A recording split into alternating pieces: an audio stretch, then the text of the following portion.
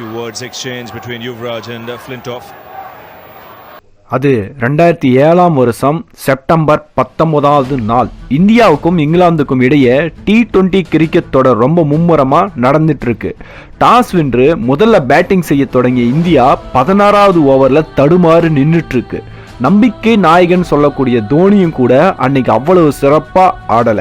அப்போதான் ஒருத்தர் களமிறங்குறாரு. அன்னைக்கு அப்படி ஒரு வரலாறு காணாத சம்பவம் நடக்க போகுதுன்னு யாருக்குமே தெரியாது. கிட்டத்தட்ட ஆட்டமே முடிய போகுது. 19வது ஓவர் முதல் பந்து வேகமா வருது. அவர் அந்த பந்து அடிச்சு சிக்ஸர் ஆக்குறாரு. ரெண்டாவது பந்து அடிச்சு அதுவும் சிக்ஸர் ஆக்குறாரு. மூன்றாவது, நான்காவது, ஐந்தாவது பந்துன்னு வீசப்பட்ட எல்லா பந்துமே மைதானத்தை தாண்டி ரசிகர்கள்ட்ட போய் விழுது. இந்திய அணி, இங்கிலாந்து அணி, ரசிகர்கள், வர்ணையாளர்கள் உட்பட மொத்த உலகமும் பிரமித்து வாயடித்து நிக்குது.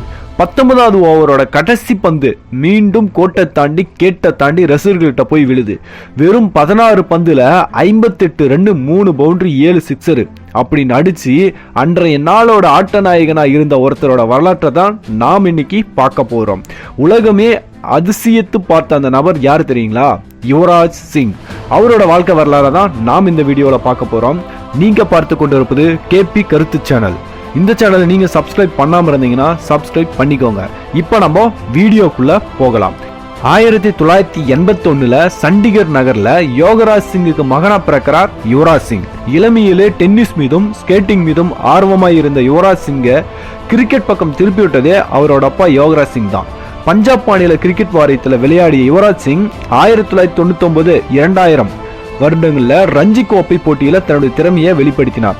அவரது அபாரமான திறமையை கண்ட தேசிய கிரிக்கெட் வாரியம் சர்வதேச கிரிக்கெட் போட்டியில விளையாட இவரை தேர்வு செஞ்சிச்சு. யுவராஜ் சிங்குக்கு மிகப்பெரிய ரசிகர்களை ஏற்படுத்தியது, அவரை மிகப்பெரிய நட்சத்திர வீரராக மாற்றியது 2002 நடைபெற்ற நெட் வெஸ்ட் சீரியஸ் தான். அபாரமாக ஆடிய யுவராஜ் சிங் அந்த போட்டியின் ஆட்ட நாயகனாக மாறினார். கிரிக்கெட் கவுன்சிலுக்கு யுவராஜ் ஜொலிக்கும் தங்கமாக மாறி போனார். யானைக்கும் அடிசருக்கும் என்பது போல யுவராஜ் சிங்குக்கு கடுமையான காலங்களும் உருவாயின. நார்த் வெஸ்ட் தொடருக்கு பிறகு அவர் ஆடிய பல ஆட்டங்கள்ல 20 ரன் கூட எடுக்காம தோல்வியை தழுவினார். 2003 நடந்த ICC உலகக்கோப்பையில ஆஸ்திரேலியாவுக்கு எதிராக விளையாடிய போட்டியில 1 ரன் கூட எடுக்காம தோல்வி அடைந்த கதையும் இருக்கு. ஆனா யுவராஜ் சிங் நம்பிக்கை இழக்கல, தொடர்ந்து பயிற்சி செய்யறாரு. 2005ஆம் ஆண்டு யுவராஜின் முழு வேகத்தை ரசிகர்கள் முதன்முறையாக பார்க்க வாய்ப்பு கிடைச்சிச்சு. இந்தியன் ஆயில் கப் ஆட்டத்தில் தனது முழு திறமையை வெளிப்படுத்திய யுவராஜ் சிங் 4 ஆட்டங்கள்ல மொத்தம் பெற்ற ரன்கள் 192.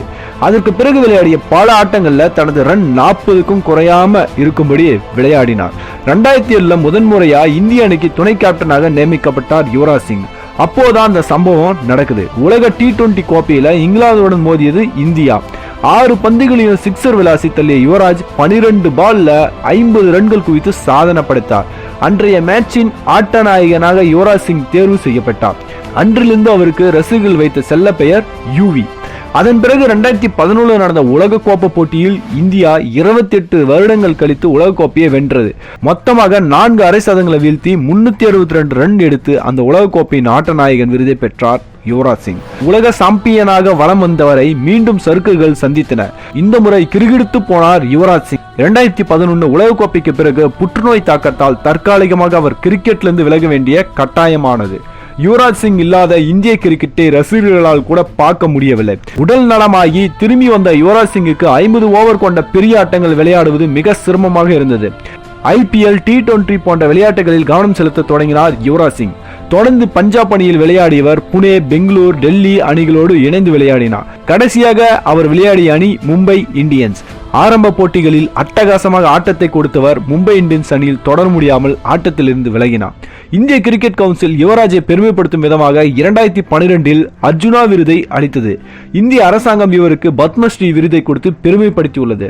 சர்வதேச கிரிக்கெட்டிலிருந்து யுவராஜ் சிங் விலகினாலும் இந்திய சிறந்த கிரிக்கெட் வீரர்கள் என்ற ஒரு பட்டியலை தயாரித்தால் அதில் முதல் 10 பேரில் கண்டிப்பாக யுவராஜ் சிங் இருப்பார். பல மில்லியன் மக்களின் நம்பிக்கை நாயகனாக யுவராஜ் சிங் இருந்தார், இருக்கிறார், எப்போதும் இருப்பார். இந்த வீடியோ உங்களுக்கு பிடித்திருந்தால் நீங்கள் லைக் பண்ணுங்க, கமெண்ட் பண்ணுங்க, உங்க நண்பர்களுக்கும் ஷேர் பண்ணுங்க. மறக்காம என்னுடைய சேனலை சப்ஸ்கிரைப் பண்ணுங்க. அடுத்த வீடியோவில் நான் உங்களை சந்திக்கிறேன். அதுவரை நன்றி, வணக்கம்.